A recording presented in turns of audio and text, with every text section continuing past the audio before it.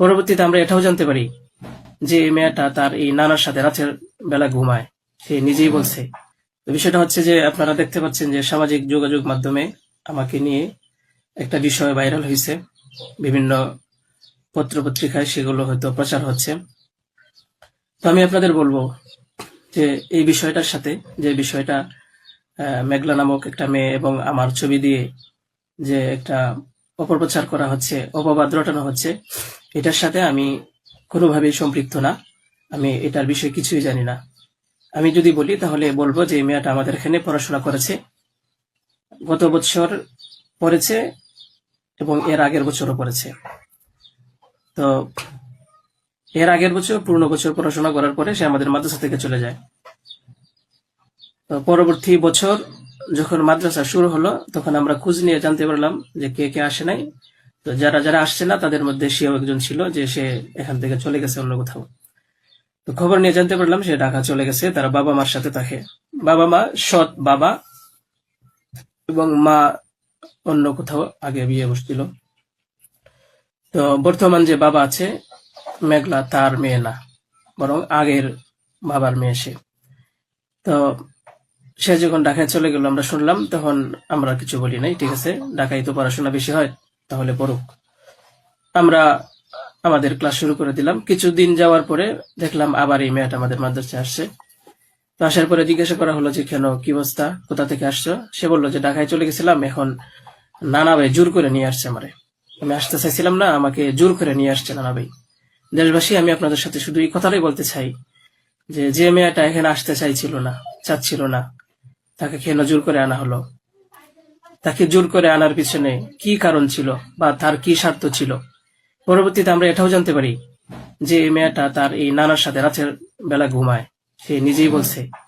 কেন বলছে? যখন আমরা জিজ্ঞাসা করলাম যে তুমি হিজাব পরো না, অন্য মেয়েরা হিজাব পরে, তুমি বোরকা পরো না, অন্য মেয়েরা বোরকা পরে, কারণ তার চলাফেরা সম্পূর্ণ আলাদা ছিল। আপনারা চাইলে গ্রামে গিয়ে মাদ্রাসার ছাত্রছাত্রী যারা আছে তাদের সাথে কথা বলে দেখতে পারেন যে সে সম্পূর্ণ আলাদা ছিল, তার কোনো কিছুই আমাদের কমনের ভিতরে ছিল না, আমরা তাকে কন্ট্রোল করতে পারতেছিলাম না। তো সে এইভাবে কিছুদিন থাকার পরে আমরা ভাবলাম যে হয়তো তাকে আমরা রাখতে পারবো না, কারণ আমরা তাকে কন্ট্রোল করতে পারছি না। হয়তো মেয়েটা অন্য কোথাও গিয়ে যদি কন্ট্রোলে থাকতে পারে, পড়াশোনা করে, তাহলে এটা তার জন্য ভালো। তাই আমরা তার গার্জেনের কাছে বললাম, তার মাকে আমরা বুঝাইয়া বললাম।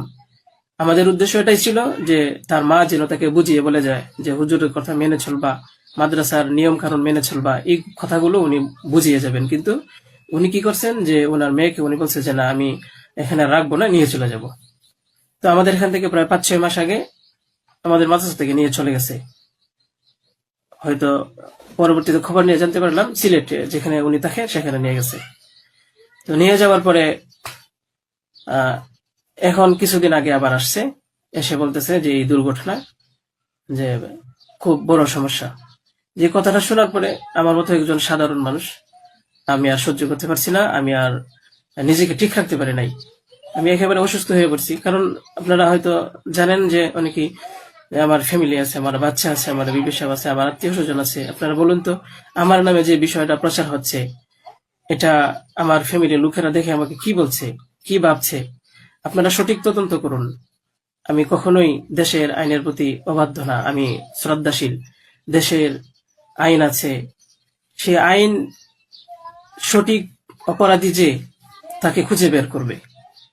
আপনারা অপরাধী খুঁজে বের করার আগেই যদি আমাকে অপরাধী বানিয়ে ফেলেন, তাহলে তো আসল অপরাধী পার পেয়ে যাবে, আসল অপরাধী তো ছাড়া পেয়ে যাবে। আপনাদের কাছে আমি অনুরোধ করে বলি, আপনারা আসল অপরাধীকে খুঁজে বের করুন, টেস্ট করা হোক যে আসলে এ বাচ্চা বাবাকে।